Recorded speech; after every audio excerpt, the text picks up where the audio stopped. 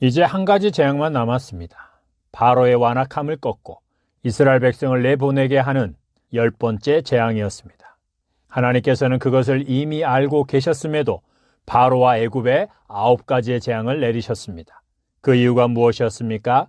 완악하고 교만한 바로, 하나님을 대적하고 하나님의 백성을 노예로 삼아 억압하고 혹독하게 다루었던 바로와 그의 군대를 죽이시고 애굽 사람들로 하여금 하나님만이 최고의 신이라는 것을 알게 하시기 위함이었습니다.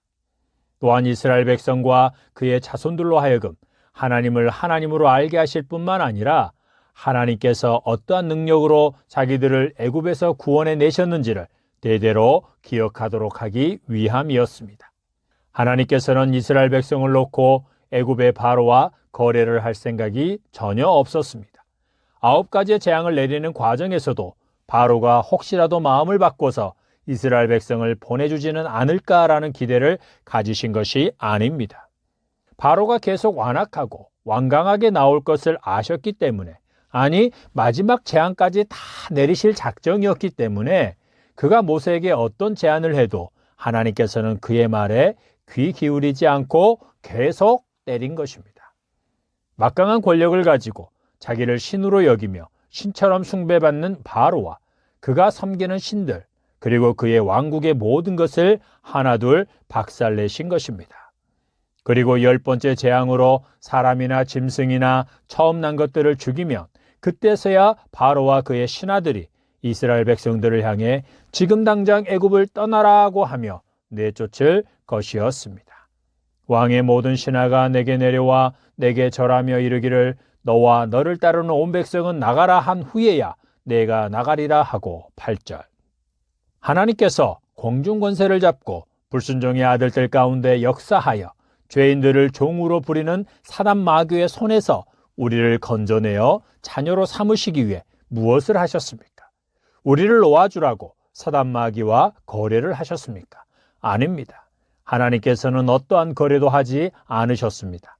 하나님께서는 당신이 정하신 법, 곧 죄의 싹은 사망이요 피 흘림이 없이는 죄사함도 없다는 말씀대로 죄의 대가를 치르게 하심으로 공의로우심을 지켜야 했습니다.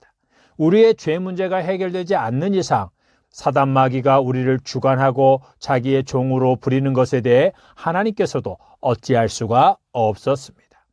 그런데 하나님께서 우리를 사랑하셨습니다. 우리를 구원하여 자녀로 삼고자 하셨습니다. 문제는 하나님이 아무리 전능한 분이라 하지만 당신이 정한 법을 어길 수는 없었다는 것입니다. 하나님께서는 당신이 정한 법을 완전하게 만족시키면서 죄인인 우리를 당신의 자녀로 삼아야만 했습니다. 여기에서 우리는 하나님께서 우리를 사랑하시는 사랑의 위대함과 큰 능력을 보게 됩니다. 하나님께서는 우리 죄의 대가를 당신이 직접 치르기로 하시고 우리가 지은 죄를 하나님의 죄로 여기고 하나님이신 예수님, 성자 하나님으로 하여금 인간의 몸을 입게 하십니다.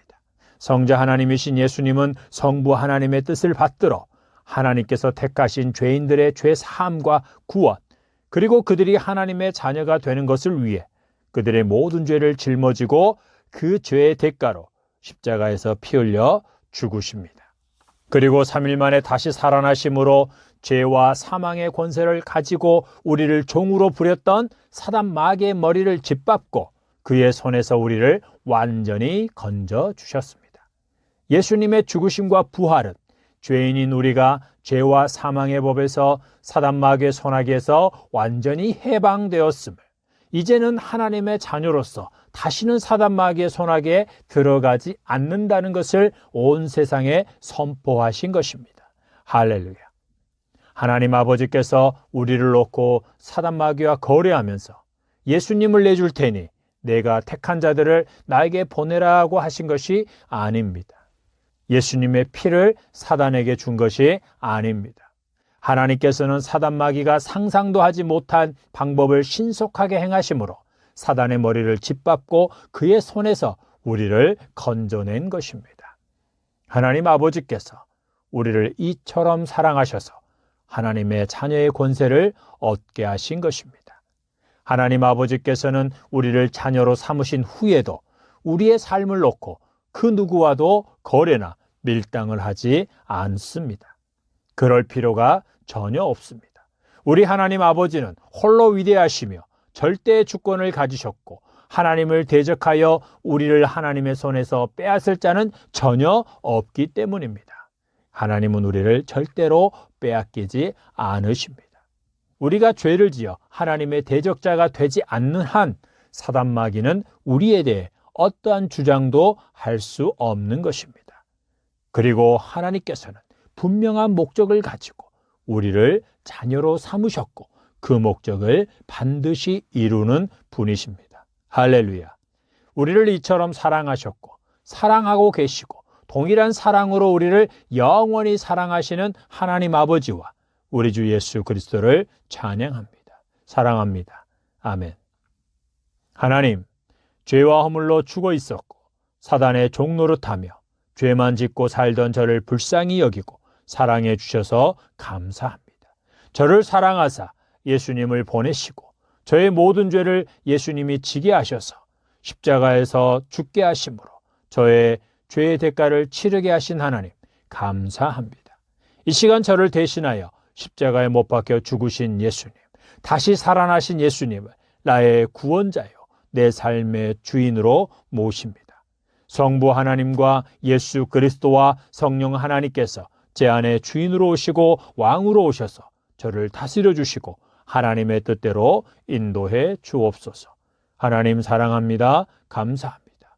예수님의 이름으로 기도드립니다. 아멘.